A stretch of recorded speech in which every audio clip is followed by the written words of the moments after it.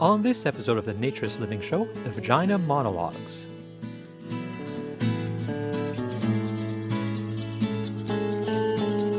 This episode of the Naturist Living Show is brought to you by Bare Oaks Family Naturist Park. At Bare Oaks, we offer traditional naturist values in a modern setting. Free your body, free your mind. www.bareoaks.ca.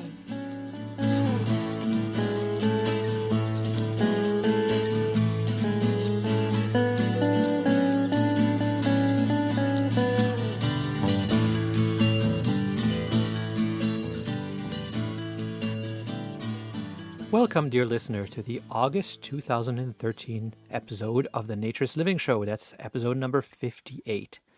My name is Stéphane Deschênes. I'm your host for this podcast and this episode, and it's coming right on the heels of the July one, which actually came out in August, so that's why they're so close together. So we're now caught up, so you're still getting everything you've paid for. So thank you for listening, and my apologies for the delay, and thank you for your patience.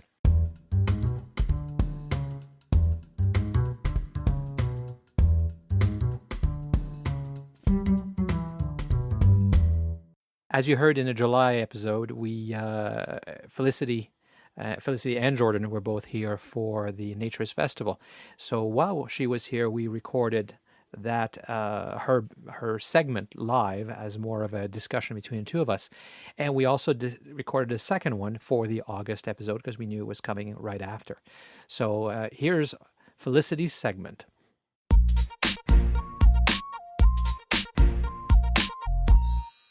So YNA got pretty prominently featured in the news recently, huh?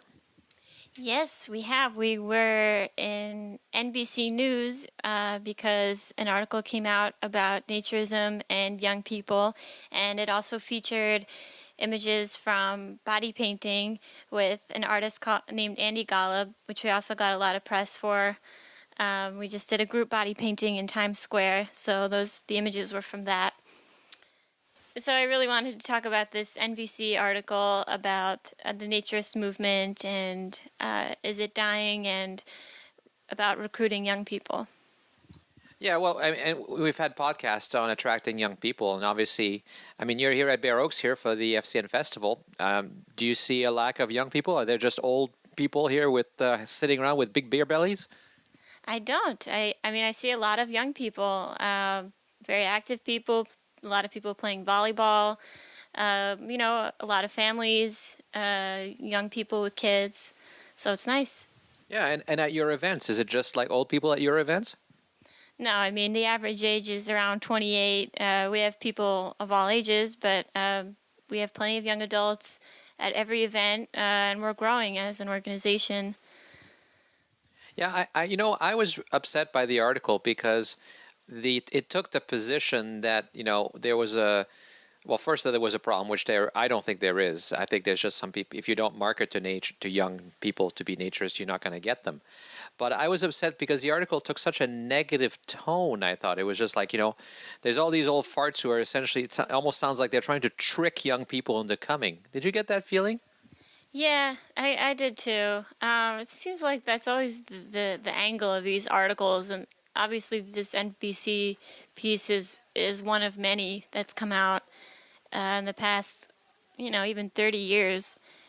It's just kind of promoting ideas that kind of aren't true, that nudism is dying, and I told this reporter, I don't think it's ever going to die.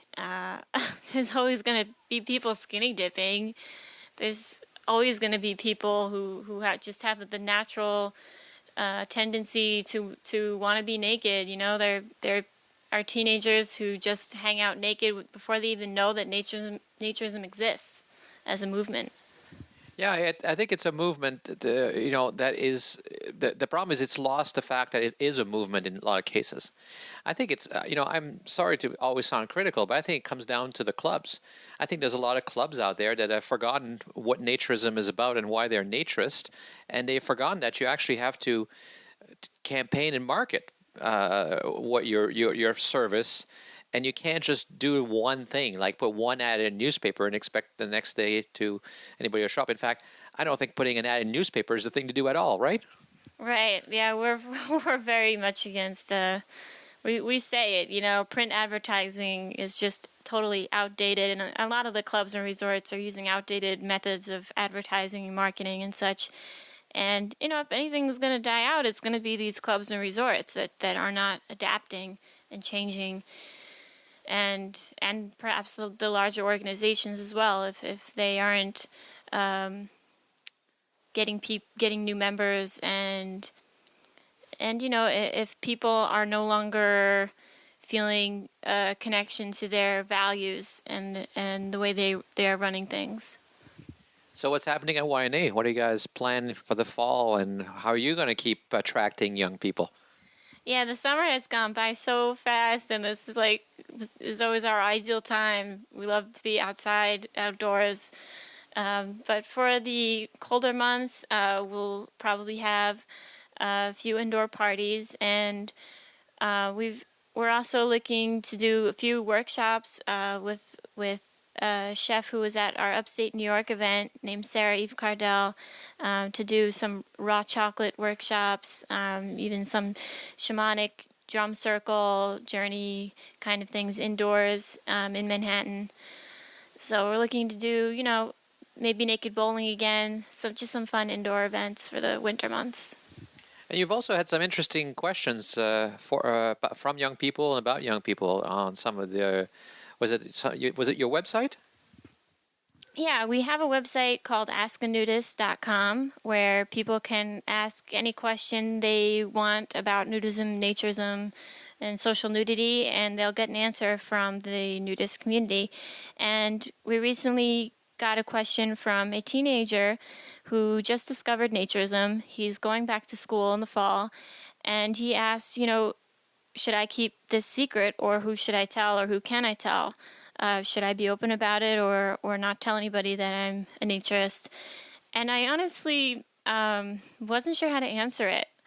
I grew up like myself. My parents told me and my siblings just to be very careful about who we tell and kind of not to tell anybody. I was kind of scared to tell my friends.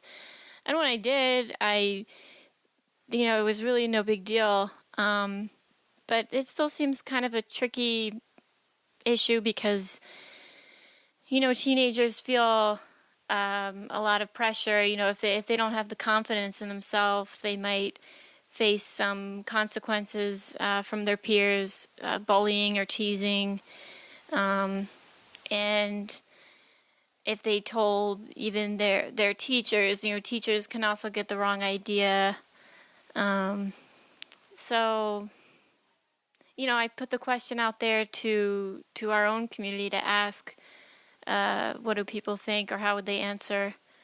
So I don't know. What do you think? Because you have these teenagers working at Bare Oaks, and they're not just naturists. They work at a naturist resort. So this is obviously a big part of their lives, and their friends are going to ask them, where do you work? What do you do? Do they keep it secret? Do they tell their friends? It's a good question, and they do all over the place. I saw one young woman, she at first wasn't telling anyone, and then she put it on her Facebook. So at that point, it was pretty open. She didn't really get too many negative reactions. She got, some people making assumptions, but they had the discussion. Her parents are concerned because they think it might affect her career in the future when people find out. But I don't know. In this day and age, would you not hire somebody because they worked in a naturist club, or you find out they're a naturist? In a way, I think when people have concerns about their jobs, it kind of depends on the profession, I guess. If they needed to maintain a certain reputation, perhaps they wouldn't get hired because somebody would search their name online. Maybe they are a business person, and somebody's going to search their name online before they'll do business with them, and they'll see that they have some bias against naturism, and they're like, well, I'm not going to talk to this person. They do all this indecent, immoral naturist stuff in their past, and this looks sexual, and, it is a valid concern. Yeah, but on the other hand, if you're Jewish or you're a fundamentalist Christian, there's people who don't like religion. They don't like religious people. You might lose your job or not be hired potentially, I guess, if somebody's that narrow-minded for those reasons too. Right. And there's misconceptions about every kind of lifestyle, I guess. But I don't know. I guess I would tell teenagers to use their own discretion. They probably have a good idea of how good a friend somebody is if they would stop being friends with them or tell other people and start making fun of them or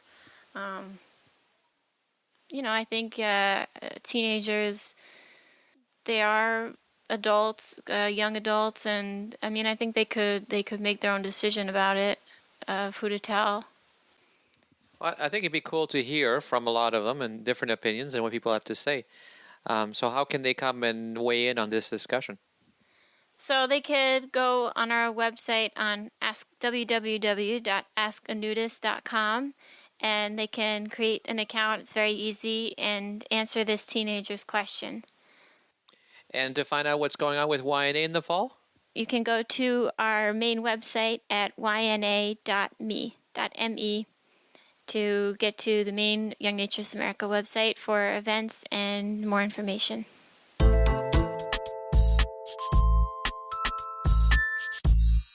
So as I said in the last show, this seems more natural and comfortable. So we're going to keep doing this. Obviously, these two were done live at the Naturist Festival here at Bear Oaks.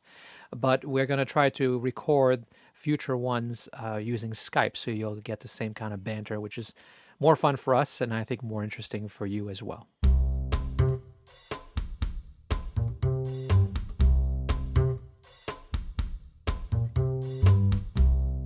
During the festival, we had a performance of the Vagina Monologue. It was done by 6 young women, aged 17 to 55, and they started planning and rehearsing way back in April for this July performance, and it was fantastic. It was very well received. It was incredibly well done. I saw the professional version a number of years ago when it came to Toronto. And I don't think they had anything on these folks in the performance that I saw here at Bear Oaks. In fact, there might have been more passion in this one. In a way, it's even more relevant to naturism and to naturists because that's what we talk about, acceptance of all our body part and not having a shame. And that's why this was so appropriate for the Naturist Festival and for our performance at Bear Oaks. Obviously, they were nude, which is a little different, but not for us. In fact, you didn't really notice that. You're so used to it. And I think in some way it worked better because they were talking about their bodies and not hiding them. It seemed more natural. It really brought the contrast of the experiences they were doing. If you don't know about the Vagina Monologues, it was originally written in the, I'm not sure exactly when, in the 90s. It was the result of work by Eve Ensler, who wrote a book about it. She interviewed over 200 women about their memories and experiences about sexuality, and they were talking about intimacy and vulnerability and all kinds of things that it's about being a woman that has a lot to do with sexuality and vagina and who they are. That is partially how you define technically a woman, isn't it? So that got turned into this play that toured and was incredibly successful. And these folks bought the book and decided to do their own versions here at Bear Oaks. Obviously not the entire book. I don't think any performance is ever the entire book because there's so many monologues, but they picked several monologues to perform. And it's not just about what it says, but how you say it, how you reproduce the interview and the experience of these women. So it was powerful enough that there was a request for a repeat performance. We had set up 70 seats in this room that we have called the Outback. About 80 people actually ended up watching the show. More could not even get into the space and missed it. And with the people way at the back in the 80, they couldn't hear very well because there was no sound amplification. They didn't expect this many people to turn up. So a second show was performed in August. And we also did this radio play version. We decided to record it for you so that you can hear the performance as well. But at this point, I have to warn you that there is some very frank discussion, some language that some people might be offended by, and some discussion of maturity and sexuality. So if that kind of thing bothers you, then I suggest you press stop right now and don't listen to the rest of it. Or if there's people in the room that you think should not be listening to this might be a little too much for them, because there's even discussions of assault and sexual assault, then you might also want to press stop. So are you still listening? Okay, here we go.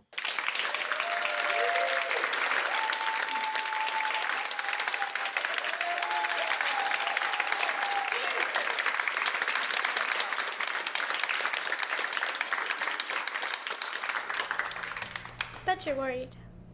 I was worried. That's why I began this piece. I was worried about vaginas. I was worried about what we think about them, and more importantly, what we don't think about them. I was worried about my own vagina. It needed a context of other vaginas, a culture, a community of vaginas. There's so much darkness and secrecy surrounding them. Like the Bermuda Triangle. Nobody ever reports back from there. For starters, it's not even so easy to find your vagina. Women go weeks, months, sometimes even years without ever having to look at it. I interviewed a high-powered businesswoman who told me she was too busy. Looking at your vagina, she said, is a full day's work. You have to get down there, on your back, in front of a full-length mirror that's standing on its own.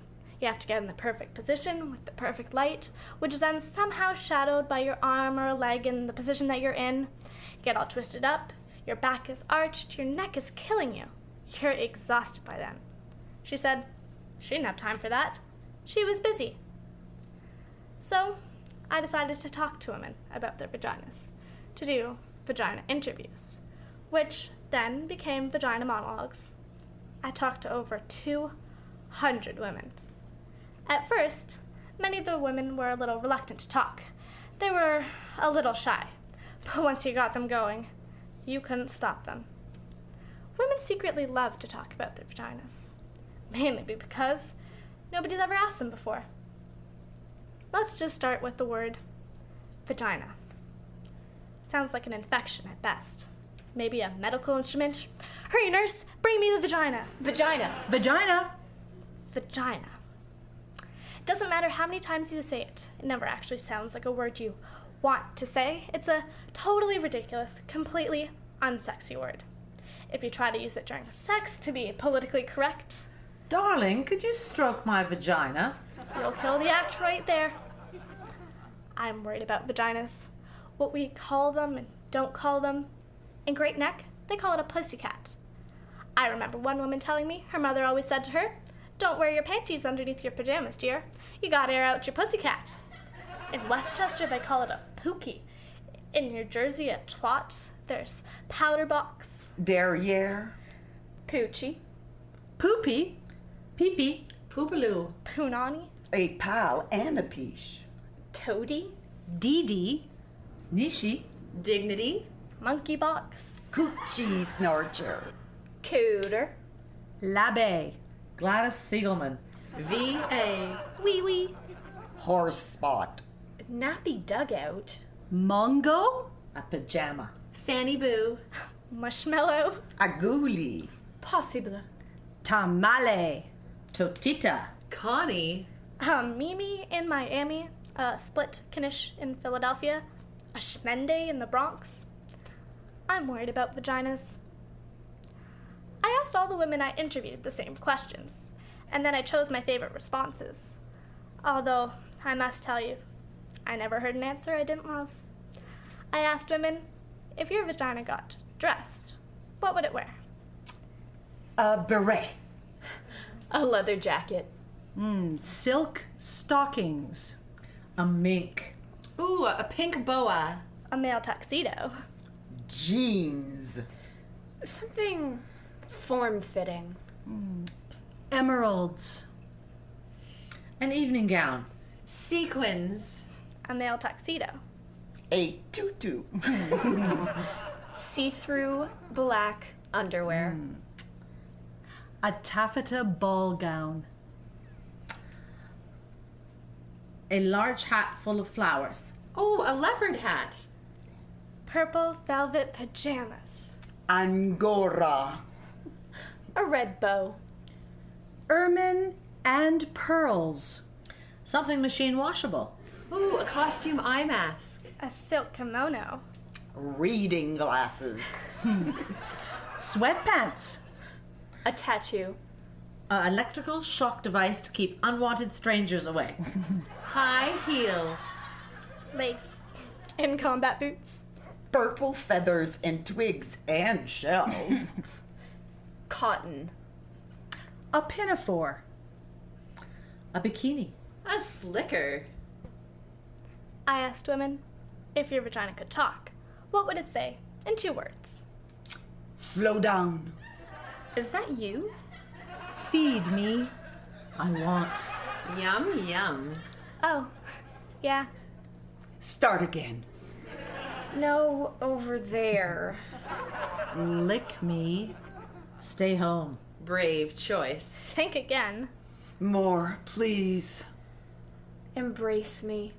Let's play. Don't stop. Rock me. Enter at your own risk. Come inside. Not yet. Hey, whoa, mama. Yes, yes. More, more. Remember me? Oh, God. Thank God. I'm here. Let's go. Let's go. Find me. Thank you. Bonjour. Oh, too hard. Don't give up. Where's Brian? That's better. Yes, there.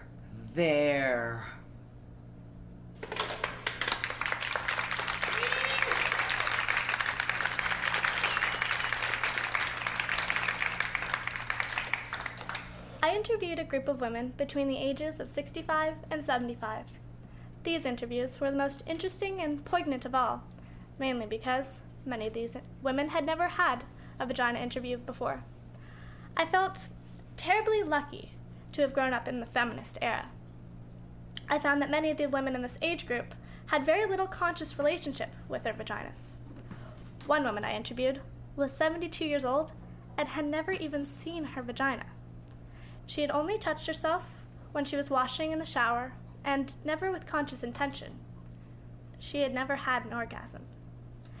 At 72, she went into therapy and with the encouragement of her therapist, went home one day, played some relaxing music and took a bath and discovered her vagina. She said it took her over an hour because she was arthritic by then, but when she found her clitoris, she said she cried.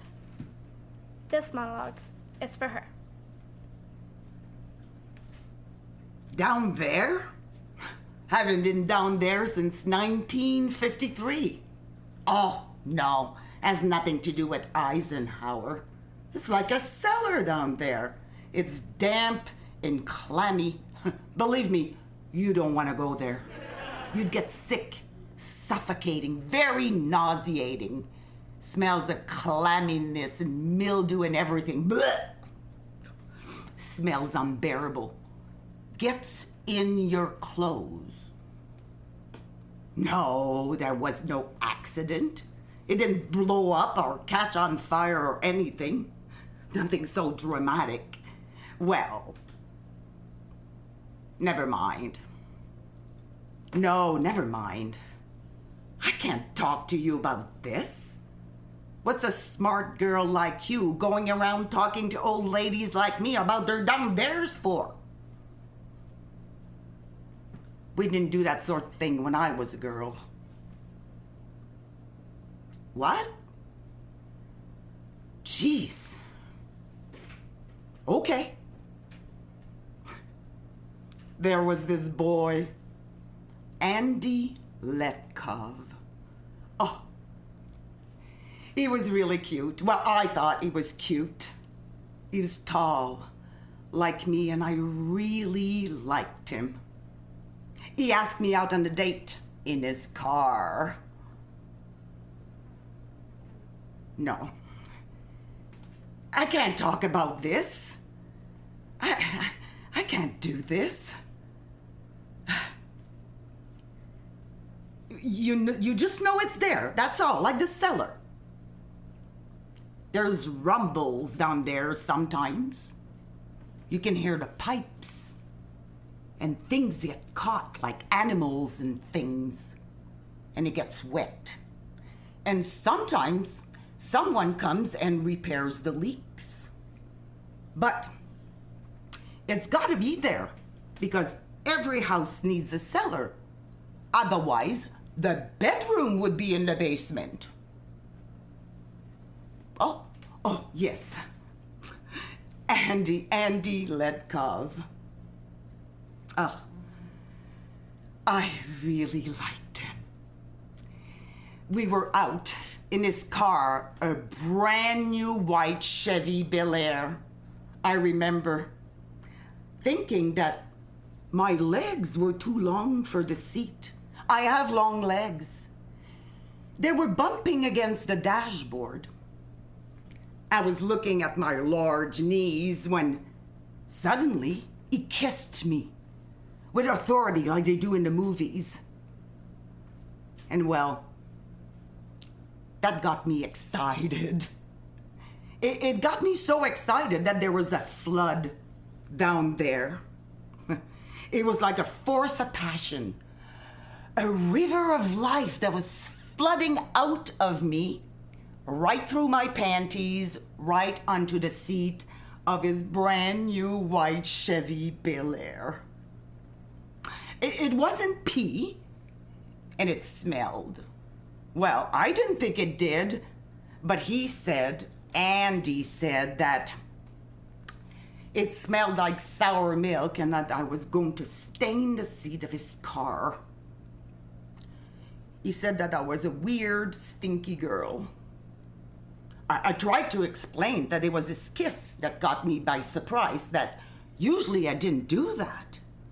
I tried to fix the stain with my dress, but I just made it worse.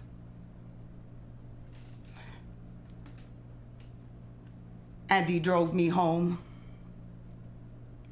And when I closed the door of his car, I closed the store. Forever. Closed for business. Never reopened. I went out with other boys, but just the thought of flooding made me nervous, so I never let myself go again. I had dreams. Crazy dreams, stupid dreams. Why, Burt Reynolds?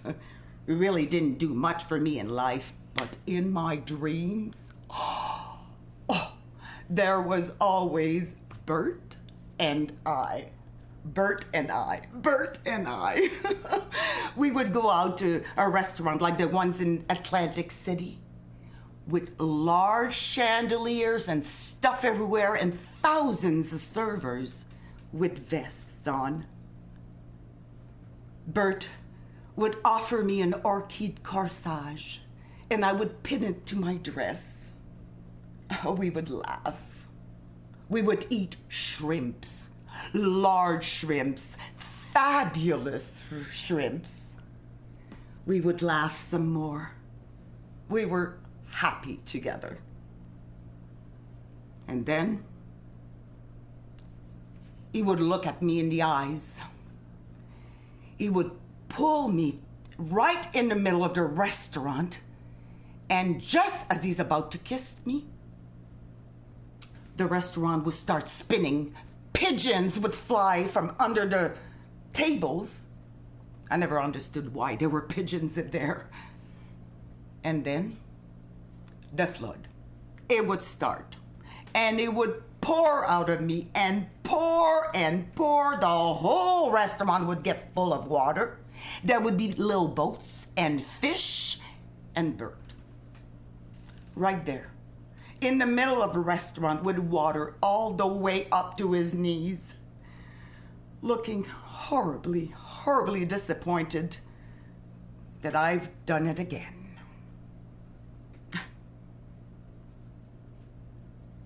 Now I don't dream anymore. Not since they took everything that had to do with down there. the uterus, the tubes, the whole works. The doctor wanted to be funny. He said, when you don't use it, you lose it. But in fact, I had cancer. They had to take everything out. What use was it anyways, huh? Highly overrated.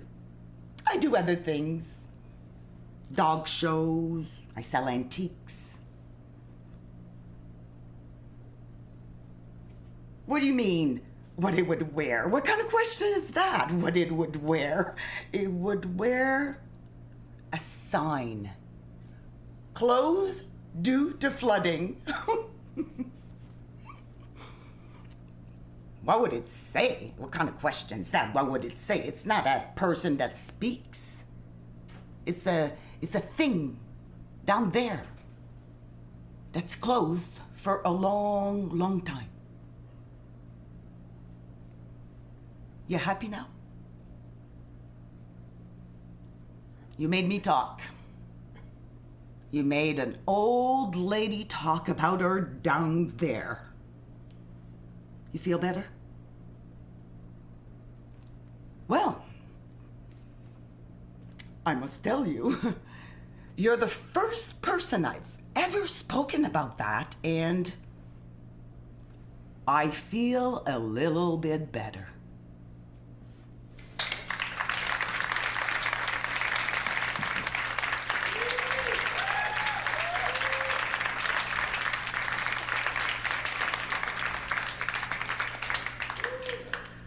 I asked a 6-year-old girl, if your vagina got dressed, what would it wear? Red Converse and a Blue Jays cap worn backwards. If it could speak, what would it say? It would say words that begin with V and T. Violin and turtle are examples. What does your vagina remind you of? It reminds me of a pretty dark peach. Or a diamond I found in a treasure one time, and it's mine.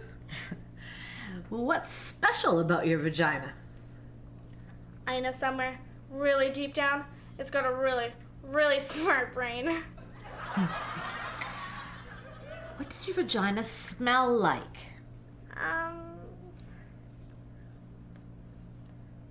Snowflakes.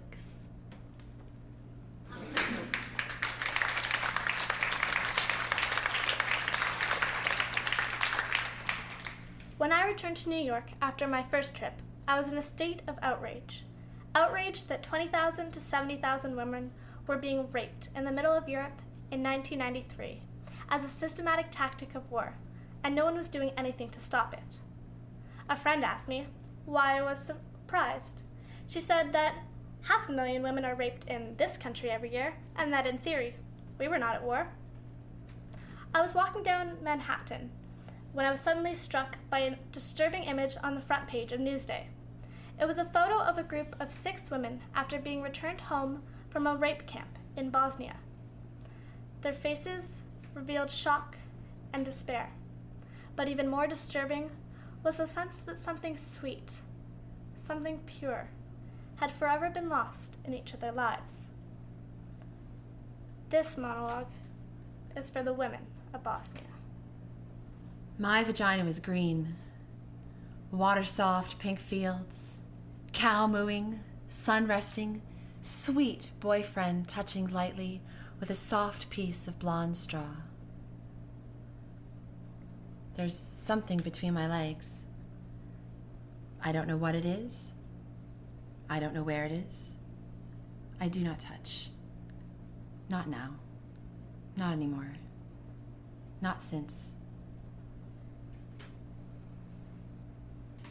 My vagina was chatty. So much saying, so many words. Can't quit trying, can't quit saying, oh yes, oh yes.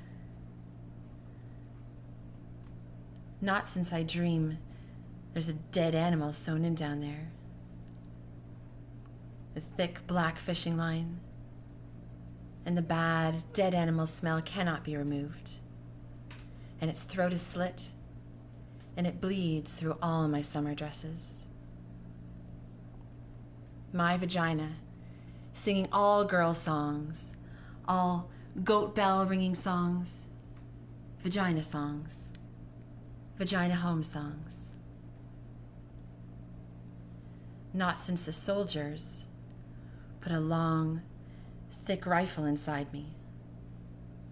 So cold. A steel rod canceling my heart. Don't know whether they're going to shoot or shove it through my spinning brain. 6 of them. Monstrous doctors with black masks. Shoving bottles at me too. There were sticks and the end of a broom. My vagina, swimming river water, clean river water over sun-baked stones, over clit stones, over and over.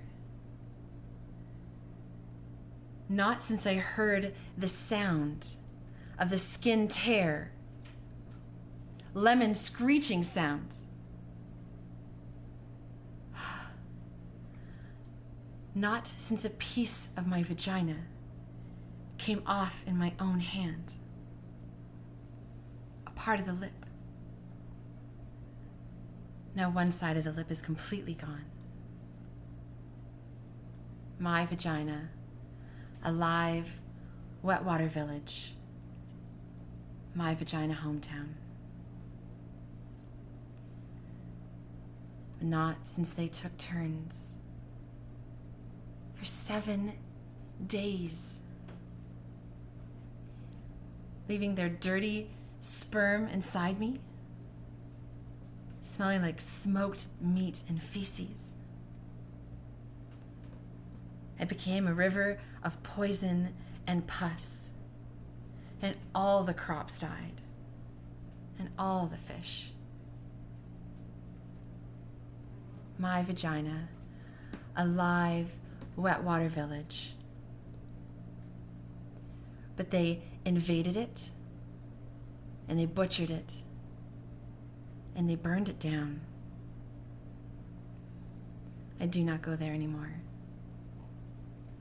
I do not visit. I live someplace else now. I don't know where that is.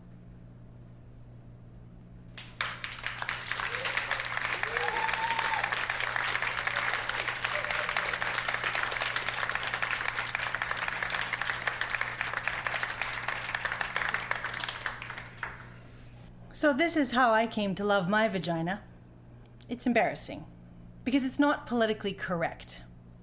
I mean, I know it should have happened in a bath with salt grains from the Dead Sea, Enya playing, me loving my woman self. I know the story. Vaginas are beautiful. Our self-hatred is only the internalized repression and hatred of the patriarchal culture. It isn't true. Pussies unite. I mean, if we'd been born in a culture where we had been taught that fat thighs are beautiful, we'd all be pounding down milkshakes and cookies, spending our days thigh expanding. But we didn't grow up in that culture. I hated my thighs, and I hated my vagina even more. I thought it was incredibly ugly. I was one of these women who looked at it, and from that moment on, wished I hadn't. Made me sick. I pitied anyone who had to go down there. In order to survive, I began to pretend there was something else between my legs. I imagined furniture. Cozy futons with light cotton comforters, velvet settees, pretty things, silk handkerchiefs, quilted pot holders, place settings, or miniature landscapes, clear crystal lakes or moisty Irish bogs. Whenever I had sex with a man, I pictured him inside a mink-lined muffler, or a red rose, or a Chinese bowl. Then I met Neil. Neil was the most ordinary man I ever met. He was tall and thin and nondescript, and he wore khaki clothes. He didn't like spicy foods and he didn't listen to Enigma. He wasn't into sexy lingerie. In the summer, he spent time in the shade. He didn't talk about his inner feelings. He didn't have any problems or issues. He wasn't even an alcoholic. He wasn't funny or charismatic. I didn't particularly like Neil. I would have missed him altogether if I hadn't dropped my change on the deli floor. When he handed me back my pennies and quarters and his hand accidentally touched mine, something happened. I went to bed with him. That's when the miracle occurred. Turned out that Neil loved vaginas.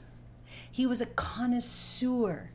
He loved the way they felt, the way they tasted, the way they smelled, but most important, he loved the way they looked. The first time we had sex, he told me he had to see me. "Well, I'm right here," I said. "No, you," he said. "I need to see you." "Turn on the light," I said. Thinking he was a weirdo, I was freaking out in the dark. He turned on the light. "Okay," he said. "I'm ready to see you." "I'm right here," I said. Then he started to undress me. "What are you doing, Neil?" "I need to see you. I need to see what you look like." "But you've seen a red leather couch before." "No," he said. "I need to see you." "No need," I said. "Just dive in." Neil continued. He would not stop. I wanted to throw up and die. "Okay," he said. "I'm ready to see you." "This is awfully intimate," I said. "Can't you just dive in?" "No," he said. "It's who you are. I need to look." I held my breath. He looked and looked. He gasped and groaned and smiled. His face got breathy, and his face changed. He didn't look ordinary anymore. He looked like a hungry, beautiful beast. "You're so beautiful," he said. "You're elegant and deep and innocent and wild." "You saw that there?" I said. It was like he read my palm. "I saw that," he said, "and more, much, much more." He stayed looking like that for nearly an hour.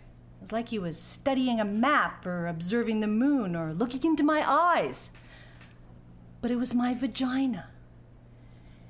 In the light, I watched him, and he was so genuinely peaceful and euphoric.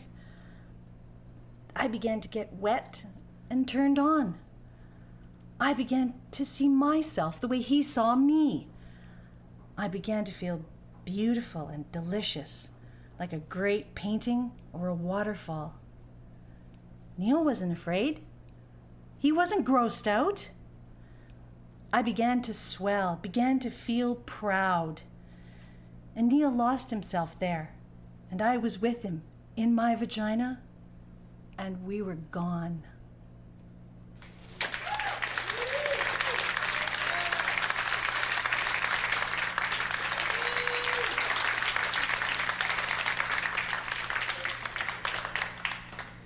This next monologue is one woman's story as she told it to me. I met her in a shelter about 5 years ago. I'd like to tell you it's an unusual story. Brutal, extreme, but it isn't.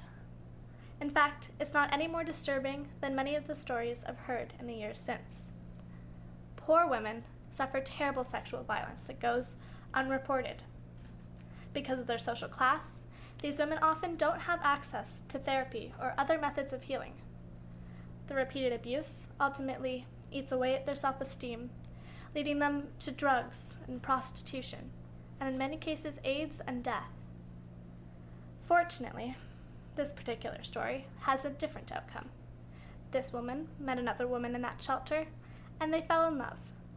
Through their love, they found their way out of the shelter system and have a beautiful life together today.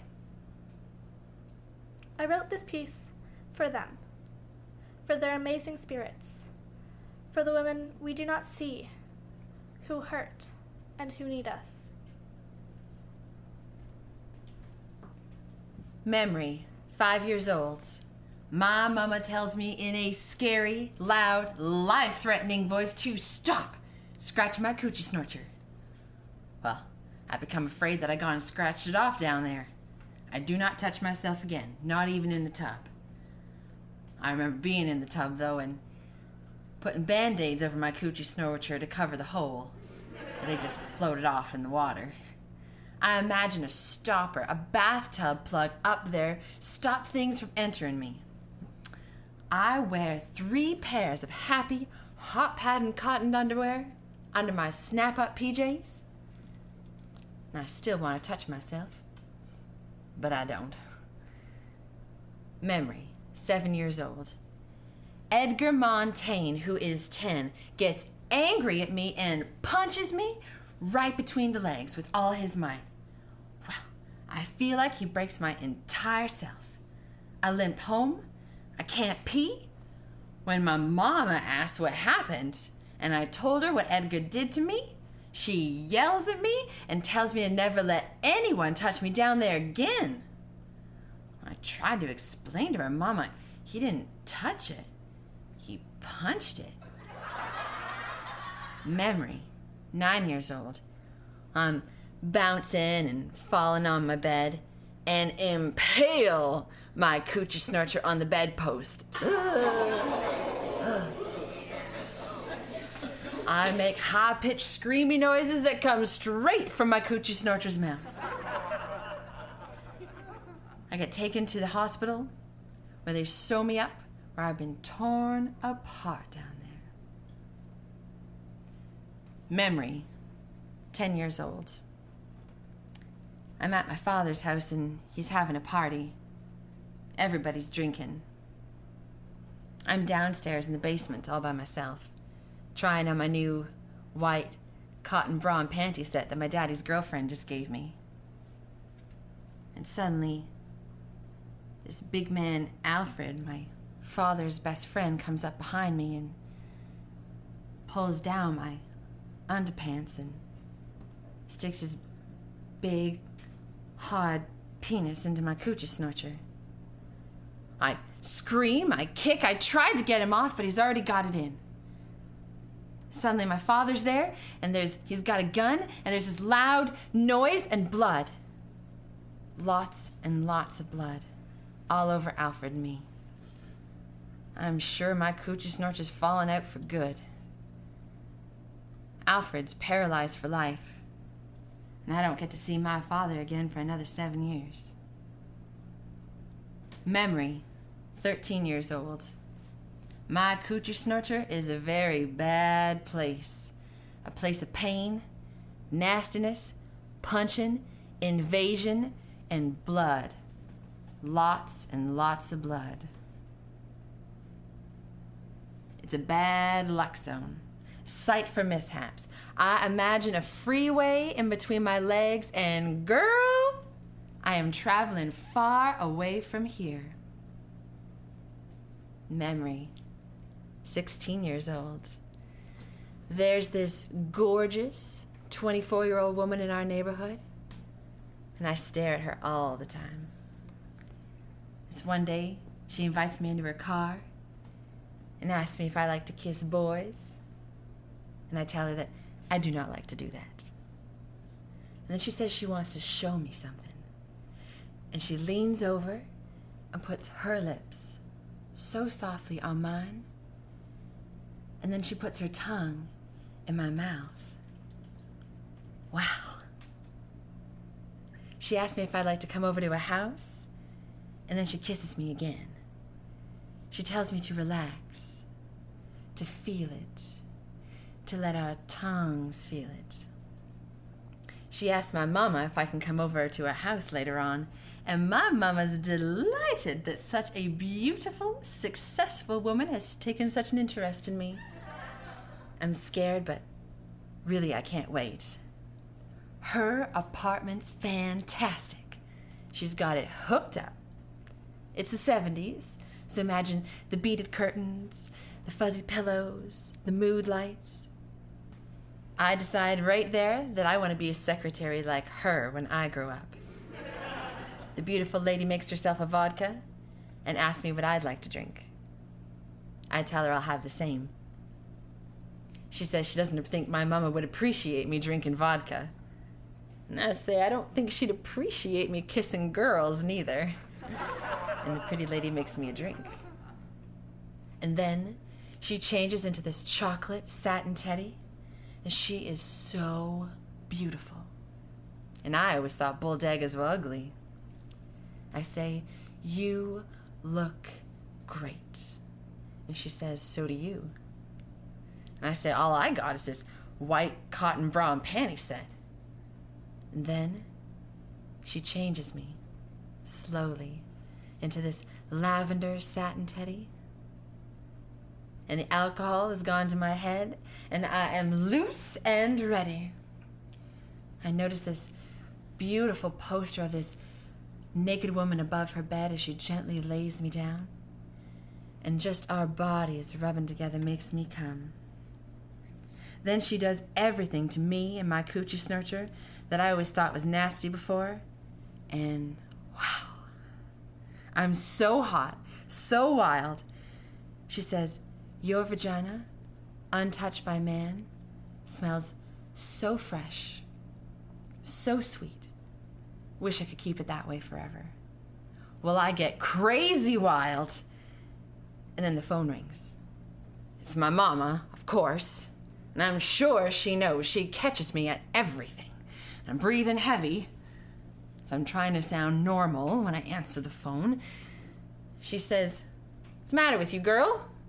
You been running?" I say, "No, Mama, just exercising." Then she tells the beautiful secretary to make sure I'm not around boys. And the lady tells her, "Trust me, there's no boys around here." Afterwards, the gorgeous lady teaches me everything about my coochie snorcher. She makes me play with myself in front of her. She teaches me all the different ways to give myself pleasure. She's very thorough. She tells me to always know how to give myself pleasure, so I'll never need to rely on a man. In the morning, I'm worried I've become butch because I'm so in love with her. She laughs, but I never see her again. I realized then that she was my surprising, unexpected, politically incorrect salvation. She lifted up my sorry-ass coochie snorcher into some kind of heaven.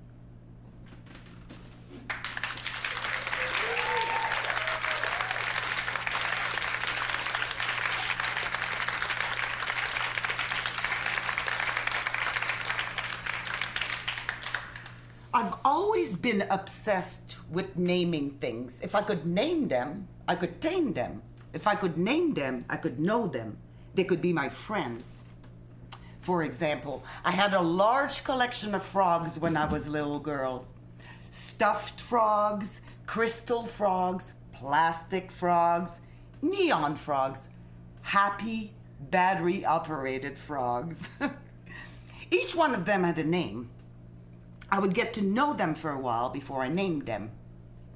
I would line them on my bed and watch them in daylight, wear them in my coat pockets and hold them in my pretty little hands. I would get to know them by their texture, their smell, their shape, their size, their sense of humor. Then I would name them in this splendid naming ceremony. Surrounding them by their frog friends, I would dress them in ceremonial coats, put sparkles and gold stars on them, stand them in front of the frog chapel, and name them. First, I would whisper the coveted name into their ear. "You are my froggy doodle mashy pie." Then I would repeat it out loud for all the other excited frogs to hear, some of which were waiting for their own name. "Froggy doodle mashy pie." Then there would be singing, usually the name, repeated over and over again, joined by all the other frogs. "Froggy doodle mashy pie, froggy doodle mashy pie." This followed by dancing. I would line the frogs up, dance in and out of them, hopping like a frog and making froggy noises, all the while holding the newly christened frog into my hands or arms, depending on the size. It was an exhausting ceremony, but crucial.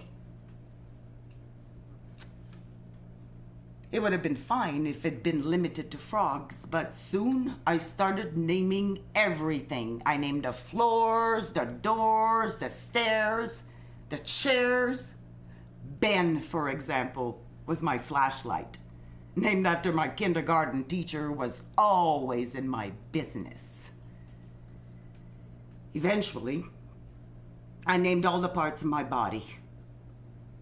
My hands, Gladys. They were functional and basic, like Gladys. My shoulders, Shorty. They were strong and a little bit belligerent. I named my breasts Betty. They weren't Veronica, but they weren't ugly either. Naming my down there wasn't so easy. It wasn't like naming my hands. No, it was complicated. My down there was alive. Much harder to pinpoint. So, it remained unnamed. And as unnamed, untamed, unknown. We had a babysitter around that time, Sarah Stanley. She had this high-pitched voice that made you pee. When I was taking my bath one night, she said to make sure to wash my itsy bitsy. I'm not sure I like that name. It took me a while to even know what she was talking about. But there was something about her voice. The name stuck. Yep, there it is. My itsy bitsy.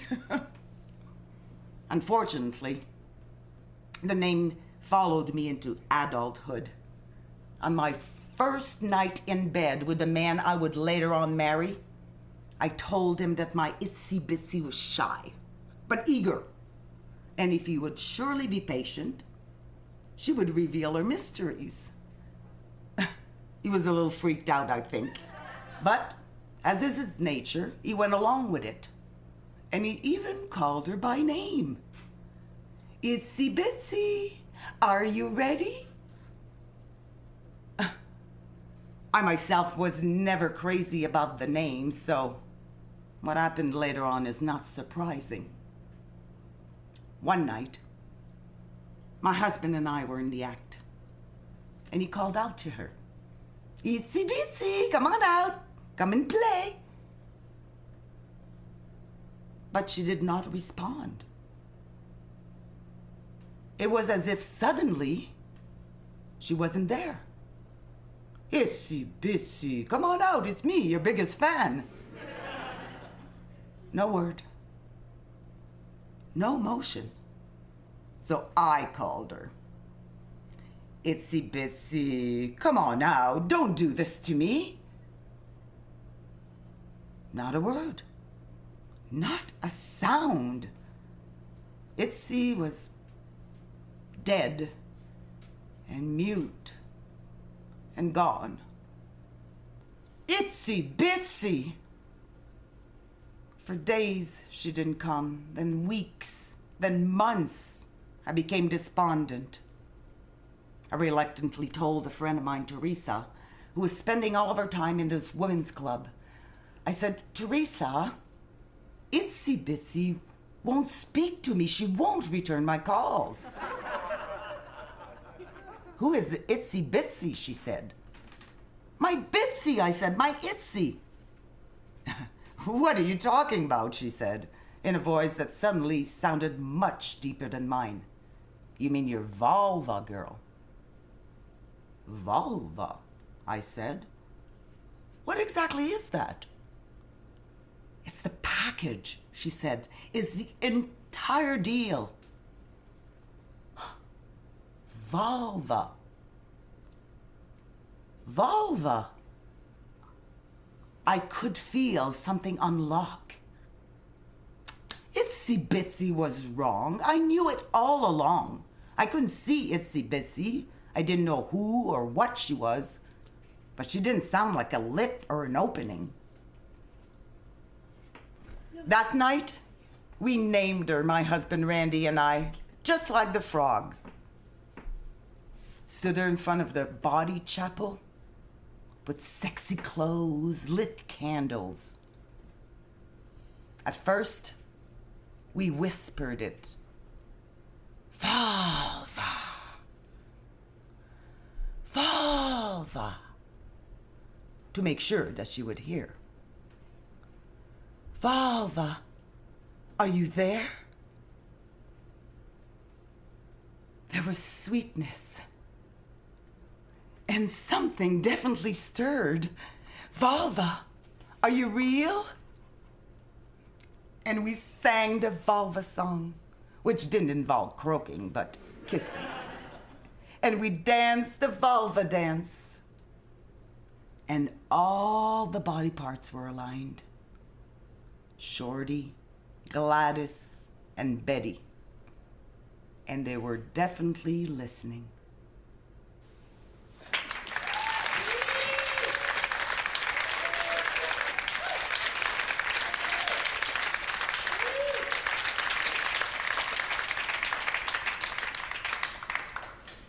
I call it cunt. I've reclaimed it. Cunt. I really like it. Cunt. Listen to it. Cunt. C. K. K. Cackle. Cavern. Clit. Cute.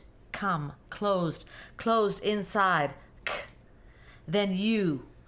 Q. Curvy, inviting, shark skin. U. Uniform. Under. Up. Urge. And then N. Cun. Snug letters fitting perfectly together. N. Nest. Nexus. Now. Nice. Nice. Always depth. Always well-rounded in uppercase. N. A jagged, wicked electrical pulse. N. Soft N. Warm N. Then T. Sharp, certain, tangy. T. Texture, taste, tent, tantalizing, tactile. Tell me, cunt. Say it. Cunt. Cunt. Cunt. Cunt.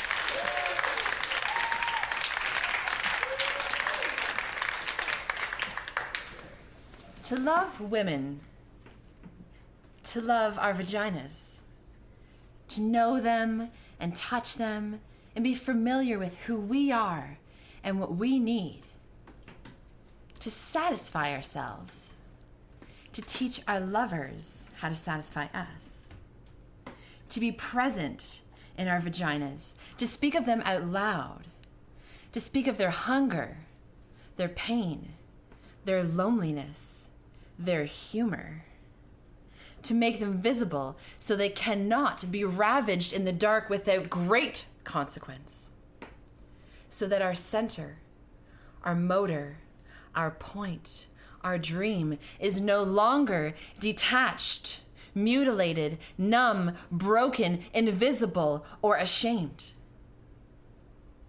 We need to talk about entering vaginas. So come on in.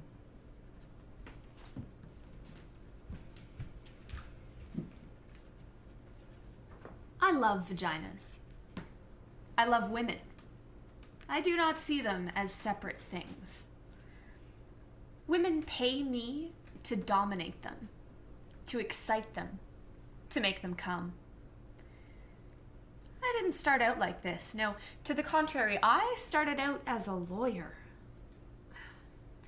But But then, in my late 30s, I became obsessed with making women happy. There were so many unfulfilled women, so many women with no access to their sexual happiness. It began as a mission of sorts, but then I got involved in it. I got very good at it, kind of brilliant. It was my art. I started getting paid for it, and it was as if I had found my calling. Tax law seemed completely boring and insignificant then. I wear outrageous outfits when I dominate women, lace and silk and leather. Oh, and I use props, whips, handcuffs, ropes, dildos. There was nothing like this in tax law. There were no props, no excitement, and I hated those blue corporate suits. Although I do wear them now from time to time in my new line of work, and they serve quite nicely. Context is all. There were no props, no outfits in corporate law. There was no wetness, no dark, mysterious foreplay. There were no erect nipples, no delicious mouths, but mainly there was no moaning. Not the kind I'm talking about anyway. This was the key, I see now. Moaning was the thing that ultimately seduced me and got me addicted to making women happy.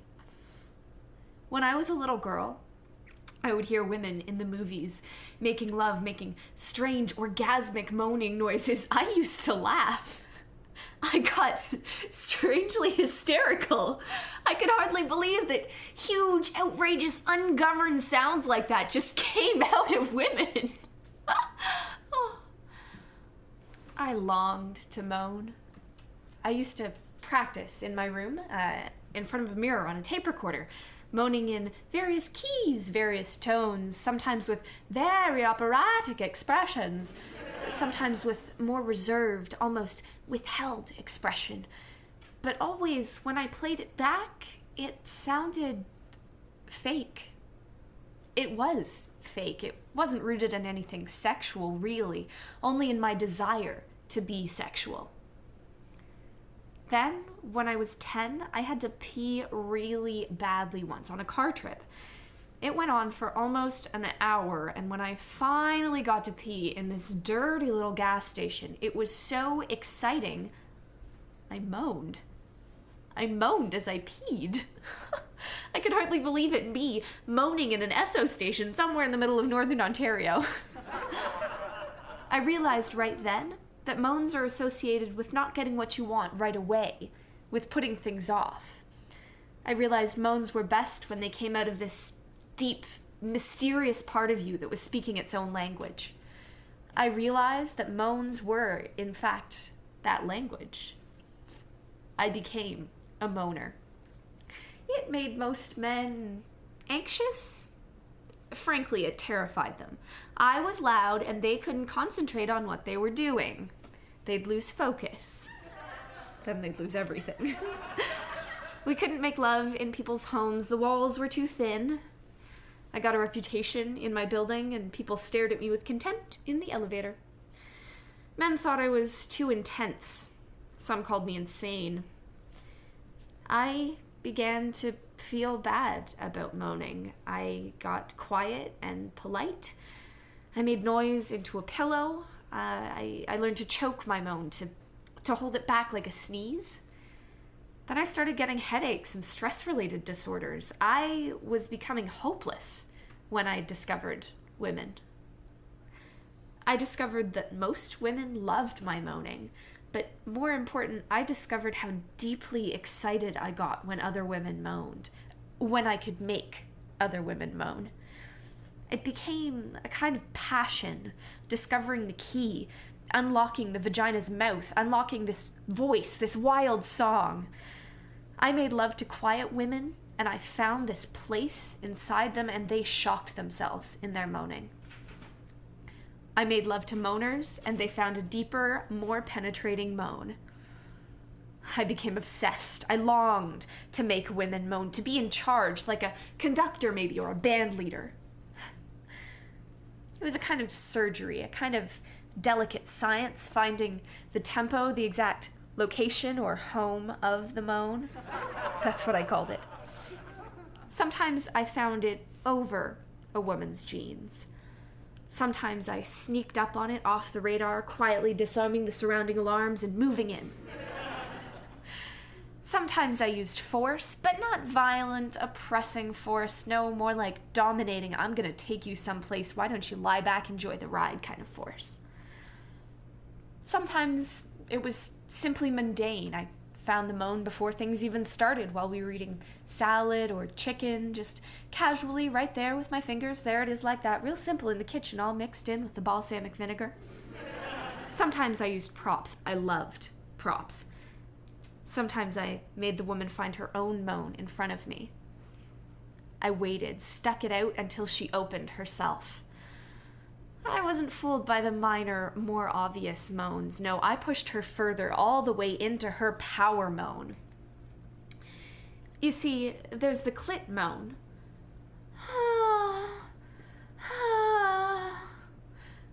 The vaginal moan. The combo clit vaginal moan.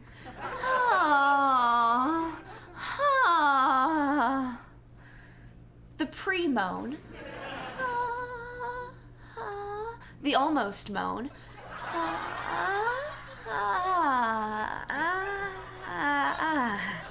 The right on it moan. Oh, yeah. The elegant moan. The Grace Slick moan. The wasp moan. The semi-religious moan.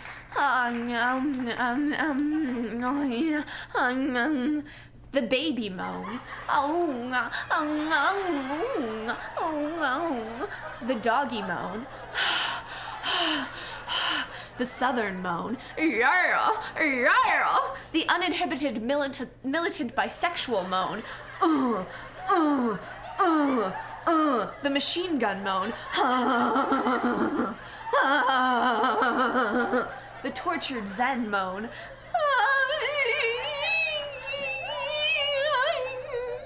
The diva moan.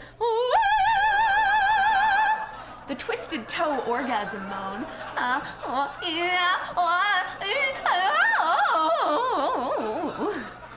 And finally, the surprise triple orgasm moan.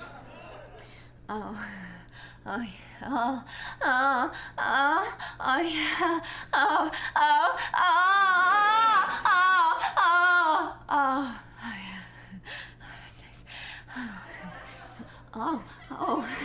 my.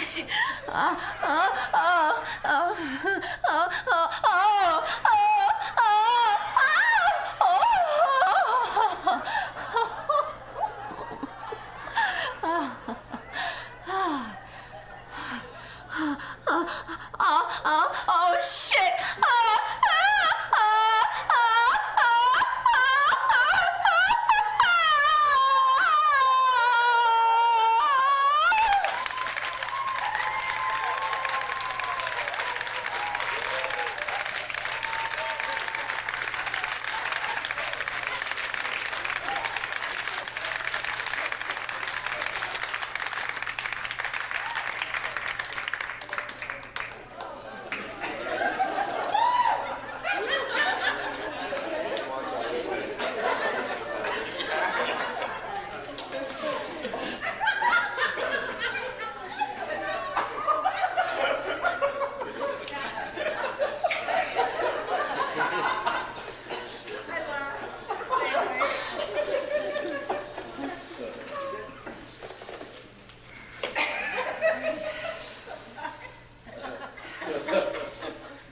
I was there in the room when her vagina opened.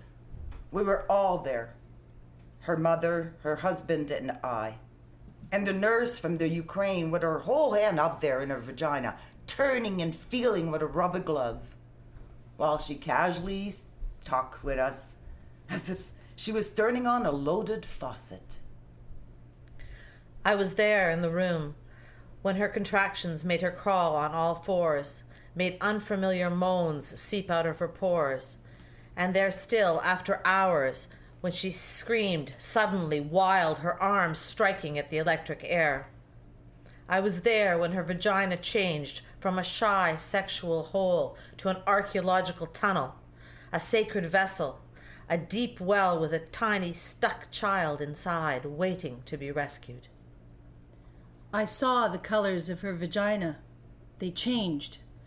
First the bruised, broken blue, then the blistering tomato red, the gray pink, the dark, the blood like perspiration along the edges, the yellow-white liquid, the shit, the clots pushing out of all the holes harder and harder.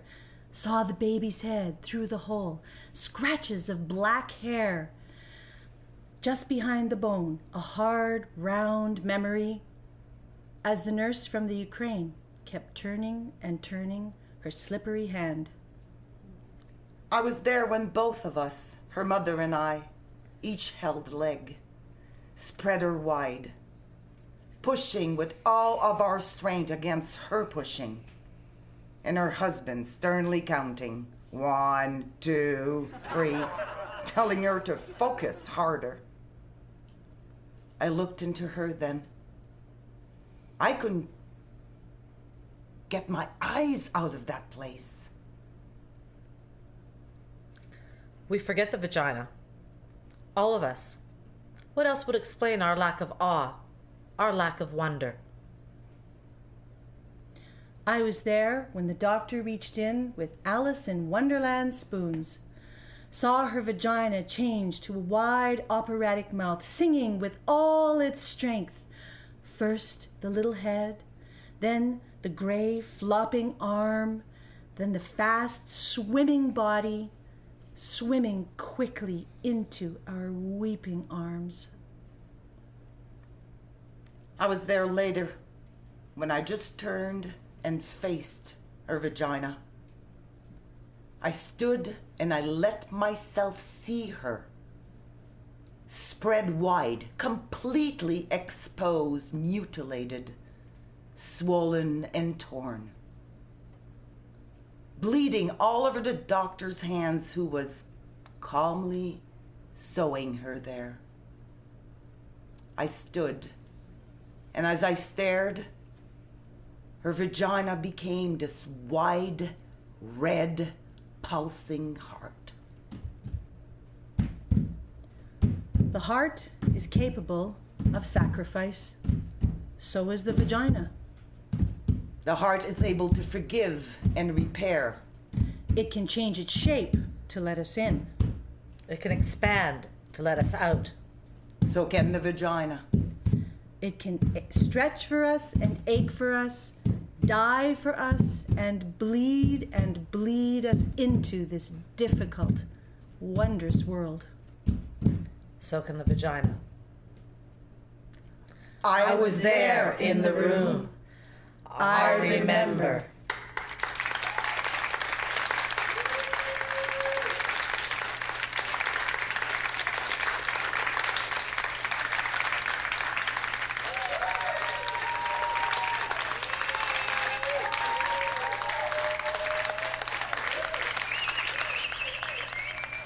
Most of the narration was done by Emily, who also did I Asked a 6-Year-Old Girl with Ramona. Ramona also did Reclaiming Cunt. Suzy performed The Flood and The Vulva Club. Nikki performed My Vagina Was My Village and The Little Coochie Snorcher That Could. Karen performed Because He Liked to Look at It. And Julia performed The Woman Who Loved to Make Vaginas Happy. Julia, who also, by the way, is the one that performed all those moans, orgasmic moans so well. And the funny story here is one of the first rehearsals that she had to do, she couldn't be at the park in person, so she did it over the phone. And when they asked her where she was, she said she was in Starbucks. If you can imagine the look on the faces of everybody who was there. That's a setup worthy of Meg Ryan in When Harry Met Sally.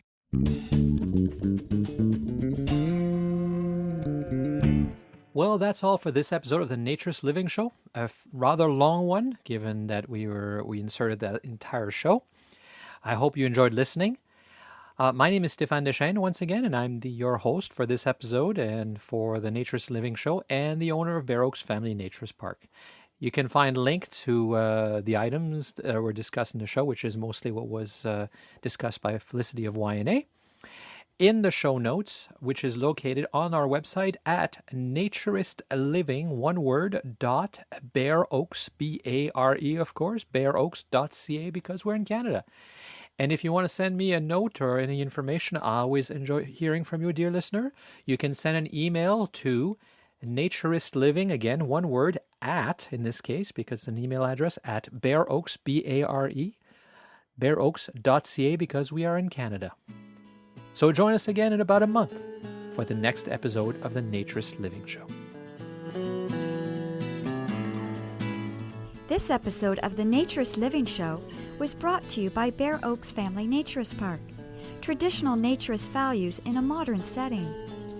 Traditional values means that naturism is more than just taking your clothes off. It is a life philosophy with physical, psychological, environmental, social, and moral benefits. Bare Oaks Family Naturist Park strives to promote those naturist values in a modern setting that provides the amenities and services that our members and visitors expect. Free your body, free your mind. Learn more at www.bareoaks.ca.